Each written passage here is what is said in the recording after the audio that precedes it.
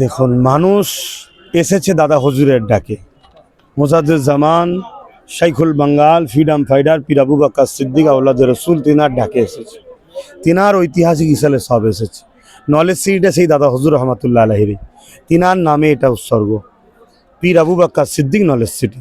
অতএব মানুষ তার পীরের নলেজ সিটিতে আসবে, এটা স্বাভাবিক। তবে হ্যাঁ, অনেক কষ্ট করে আসতে হয়। আসার মানে অনেক দূরে দূর থেকে নামা হয়, গাড়ি থেকে নেবে হেঁটে হেঁটে। আর রোজার মাসে যে এত মানুষ আসতে পারবে, এটা আমার কল্পনার বাইরে ছিল। অন্য সময় হলে আলাদা বিষয় ছিল, রোজা রেখে না। তারপরেই যে মানুষ এসেছে, আমি শুকরিয়া আল্লাহ জানাবো যে আল্লাহ এদের সঙ্গে এদেরকে সাথ দিয়েছেন, সহযোগিতা সাহায্য করেছেন। এরা রোজা রেখেও আসতে পেরেছেন, এদেরই আসাতে আমি খুশি হয়েছি। একেবারে একটা মডেল দেখানো হচ্ছে, যেটা মানে পর্দায় যে একটা নলেজ সিটি সেইভাবে একটা brand তৈরি হয়েছে। এটা একটা আমি আগামী একটা যে কোনো প্ল্যান করতে হয়। এতদিন আমি তৈরি করেছিলাম প্ল্যান ছাড়া, দুটো মাঠ করেছিলাম, আর এই সম্বন্ধে অতটা জ্ঞান ছিল না। কিন্তু আমাকে অনেকে পরামর্শ দিলেন, যারা বড় বড় বিভিন্ন রাজ্যে বড় বড় নলেজ সিটি আছে বিভিন্ন রাজ্যে, তো সেই সব ক্যাম্পাস, সেই সব নলেজ সিটিগুলোকে তারা যারা তৈরি করে, এরকম বড় বড় কোম্পানি আছে বা গ্রুপ আছে, তাদের সঙ্গে আমাকে বসিয়ে তারা আমাকে একটা প্রজেক্ট দেখিয়েছে, একটা প্ল্যান দেখিয়েছে যে আগামী দিন আপনার এই প্রতিষ্ঠানে টোটাল এই জায়গাটা 100 বিঘের উপরে ঠিক তৈরি হয়ে গেলে এইরকম যে একটা প্ল্যান হবে। কোথায় রাস্তা হবে, কোথায় বিল্ডিং হবে, কোথায় কোন বিল্ডিংটা হবে, কোথায় ইংলিশ মিডিয়াম, কোথায় কি হবে না হবে, কোথায় ল কলেজ হবে, সমস্ত কিছু একটা প্ল্যান তৈরি করে কোথায় খেলার মাঠ হবে, এই প্রজেক্টে সেটা দেখানো হচ্ছে। এটা হচ্ছে আমাদের টোটাল প্ল্যান পরিকল্পনা, যেটা করতে সময় লাগবে। কিন্তু এই প্ল্যানটা তৈরি এই জন্য করা হয়েছে, আগামী দিন প্রত্যেকটা জিনিস সেই জায়গাতেই গড়বে, যেটা যেটা আছে সিস্টেমটা সেই জায়গাতেই হবে। একটা প্ল্যান না করলে কি হবে, আগামী দিন কোনো এক জায়গায় দেখা যাবে একটা বিল্ডিং হয়ে গেছে, রাস্তার জন্য সেটা ভাঙতে হচ্ছে আবার। এই প্ল্যানটা তৈরি করে মানুষকে দেখানো হচ্ছে যে টোটাল কমপ্লিট হয়ে গেলে ঠিক এরকম দেখতে লাগবে, এরকম সিস্টেমে হচ্ছে। 26-এর কি বার্তা দেবেন? মানুষকে কি বলবো, মানুষ ভোটটা একটা উৎসব, মানুষ খুশিতে থাকবে, আনন্দে থাকবে। যারা সন্ত্রাস, তাদেরকে প্রশাসনকে বলবো সন্ত্রাস যেন বন্ধ হয়, কড়া হাতে নির্বাচন কমিশনার দেখবে, এটা আশা রাখবো। কেন, রাজনীতি দেশ ওর দেশবাসীকে নিরাপত্তা রাখার জন্য, এটাকে মানুষের জীবনকে নিয়ে যেন এই উৎসবটা না হয়, এটা খেয়াল রাখা দরকার। ভাইজান, একটা বিষয় যে নওশাদ সিদ্দিকী ভাইজান পীরের গদি ছেড়ে দিয়ে হঠাৎ রাজনীতিতে আপনি আগমন করেছেন, কি কারণ? আরে রাজনীতি তো পীরেদেরই কাজ, আলেমদেরই কাজ তো রাজনীতি করা। ইসলামের একটা অধ্যায় হচ্ছে রাজনীতি। ইসলামে অনেক অধ্যায় আছে, তার মধ্যে একটা অধ্যায় হলো রাজনীতি। রাষ্ট্রসেবা, রাষ্ট্রবাসীর সেবা। রাজনীতি ধর্ম হলো এটা, রাষ্ট্রসেবা, রাষ্ট্রবাসীর সেবা। সেবা তো মহৎ কাজ, অতএব সেই সেবা করার জন্য যদি কেউ নাবে, সেটা তো খারাপ নয়, ভালো তো জিনিস। এবারে একটা মানুষ 10টা কাজকে করতে গেলে হয়তো একভাবে পেরে উঠতে পারবে না, পাট পাট ভাগ লিয়া হয়েছে। কেউ এই দিকটা দেখছে, কেউ ওই দিকটা দেখছে, কেউ এই দিকটা দেখছে। কিন্তু কেউ যদি মনে করে আমি সবটা করতে পারবো, সে করতেই পারে।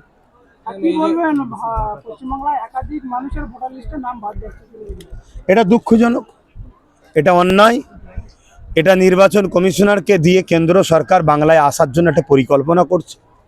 জোর জবরদস্তি মানুষের নামকে কেটে দেওয়া হয়েছে, বা কি বলে ওই বিচারাধীন করে রাখা হয়েছে, যাতে করে তারা ভোট দিতে না পারে। এদেরকে নাগরিকত্ব হরণ করা হচ্ছে না, ভোট থেকে দূরে রাখা হচ্ছে। দেখা যাবে ভোট মিটে যাওয়ার পরে নাম তুলে দিচ্ছে, অর্থাৎ তখন বেরিয়ে চলে এসছে। আর বিশেষ করে মুসলমানদের টার্গেট করেছে, 20,000 25,000 করে একটা বিধানসভায় মুসলমানের নাম বাদ চলে যায়। বেছে বেছে 60-70টা বিধানসভা এমন টার্গেট করেছে, যেখানে বিজেপি বিগত বিধানসভাতে 5-10 হাজার করে ভোট কম ছিল। এটা টার্গেট, তো এটা ক্ষমতার অপব্যয় করছিরা।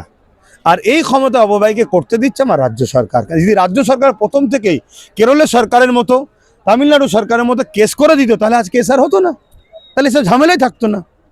মানুষ বিশ্বাস করেছিল মুসলমান রাজ্য সরকারের ওপরে, মুসলমানকে জন্য আজকে এই বাদ গেছে। রাজ্য সরকার কি করছে এখন, নতুন করে কলকাতায় বসে ধর্নায় বসেছে। উনি কিছু হলেই ধর্নায় বসে যায় কেন? কেস করতে হবে তো, লড়াই করতে হবে তো। প্রথমে যদি সুপ্রিম কোর্টে কেস করে যেত, সমস্যা মিটিয়ে যেত তো। আজকে এত মানুষকে হ্যারেস হতো না, এত চিন্তাই হতো না। এখন তো ভাবতে হবে মানুষকে। ভাইজান, কোথাও কি মনে করছেন যে 26-এর শুধু নওশাদকে হারানোর জন্য একটা বহুত বড় প্ল্যান চলছে? হ্যাঁ, চেষ্টা করবে তো, কারণ নওশাদ একটা এমএলএর যে কি ক্ষমতা, একটা এমএলএ যে কি পায়, একটা এমএলএ আর নাগরিকের কি সম্পর্ক, এতদিন ছিল কি নেতা মানে সে মালিক, বাকি সব কর্মচারী। কিন্তু নওশাদ বুঝিয়ে দিয়েছে নেতা মালিক নয়, মালিক হলো ভোটাররা। মালিক ভোটার, ভোটার যাকে চাইবে সে মালিক হবে, তাকে সে নেতা হবে। তো সেইটা যখন বুঝিয়ে দিচ্ছে অনেকের রাগ হচ্ছে।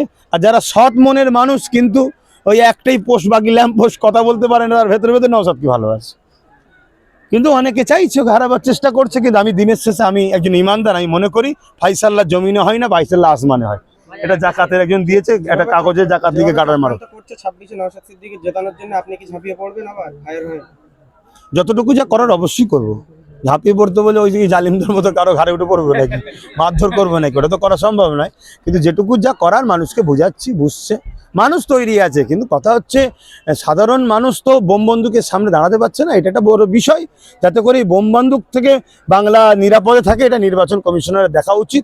এবং নির্বাচন কমিশনার ঠিকভাবে দেখবে কি না দেখবে সেটাও আবার আইনের আওতায়, মানে সংবিধানকে মান্যতা রেখে আন্দোলন করতে হবে।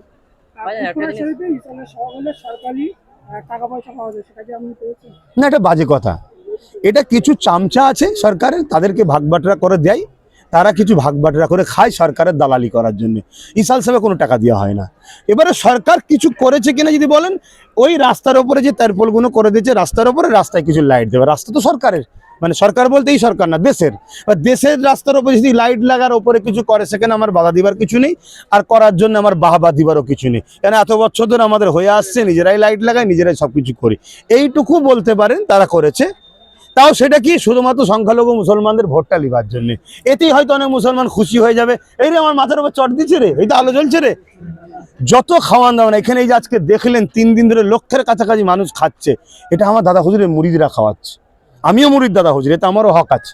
মুরিদরা খাচ্ছে, আমার দরবারেও যা হচ্ছে, যত ইফতার হয়, এটা বলা ঠিক নয়, আল্লাহ রেজেকের মালিক, ওটা আমি তৈরি করছি, আমার আব্বা করছে, আমার ছোট ভাই করছে। কথা বুঝে আসছে? এগুলো আমরা করি। এই যে আজকে 3 দিন মিলে প্রায় 1.5 থেকে 2 লক্ষ পানি বোতল শুধু মানুষকে দিয়েছে, আর শুধু আমার দরবারের কথা বলি। এভাবে কম বেশি প্রত্যেকটা দরবার থেকে দেওয়া হচ্ছে। এবারে কিছু চামচাগিরি করে, তাদেরকে কিছু ভাগবাটরা দেয়, যাতে করে আবার সামনে ভোট আসছে, একটু দালালি কর আমাদের হয়ে, বল বল বল বল। আর অথচ সরকার ওয়াকাফ চুরি করে খাচ্ছে। সেই ওয়াকাফের টাকা লক্ষ লক্ষ কোটি টাকা সরকার খাচ্ছে, আর সেই টাকা সামান্য কিছু ভাগ দিচ্ছে। তো যাই হোক, এ বিষয়ে পরে আরও কথা হবে। এখন মানুষ ব্যস্ত আছে, ইসাল সাহেব নিয়ে বুঝতে পারছেন তো, খুশির মেজাজে আছে, এসব কথা আর বেশি বলতে চাইছি না। কিন্তু ইসাল সাহেব দরবারকে সরকার দেয় না, নিই না আমরা, কথা বুঝাচ্ছে। এটা আমাদের ধর্মীয় বিষয়, আমরা নিজেদের গাঁটের পয়সা করি। সারা বছর এই মুরিদরা আমাদের খাওয়ায়, এই মুরিদদেরকে খাওয়াবার জন্য সরকারের পয়সা লাগবে? যদি কেউ সরকারের পয়সা খাওয়ায়, আমার মনে হয় তার মুখ দেখানো উচিত নয় মুরিদদের কাছে। না, গাঁটের পয়সা খাওয়া মুরিদদের ঘরে, মুরিদরা সারা বছর তোমাদেরকে খাওয়াচ্ছে, মুরিদরা সারা বছর তোমাদের পকেট ভরে দিচ্ছে। এই তো হাত বেরিয়ে টাকা দিচ্ছে, দেখো হাত বেরিয়ে টাকা দিচ্ছে। এই মুরিদকে খাওয়াবার জন্য সরকারকে ভিক্ষা চাইতে হয়? সরকার দেবে তারপরে খাওয়াবো? এটা লজ্জা, এগুলো যে কটা আছে, এগুলো কলঙ্ক, এগুলো লজ্জা, এগুলো চামচাগিরি করে, দালালি করে সরকারে, তাই গুণ গাইছে। আমি বলছি তো, ওই কিছু রাস্তার উপর ছেড়ে দিয়েছে, আর কিছু লাইট লেগেছে, কিছু বাথরুম পায়খানা এদিক ওদিক করে দিয়েছে, তাও সেভাবে নয়, সব আগে থেকে আমাদের তৈরি করা আছে। আর এটা কেন করেছে? আগ বেরিয়ে করতে এসেছে, এই কারণে শুধুমাত্র মুসলমানকে খুশি করে ভোটটা নেবো। চলো ভাই, মানুষকে ব্যস্ত আছে, মানুষ এরাও অপেক্ষায় এসেছে।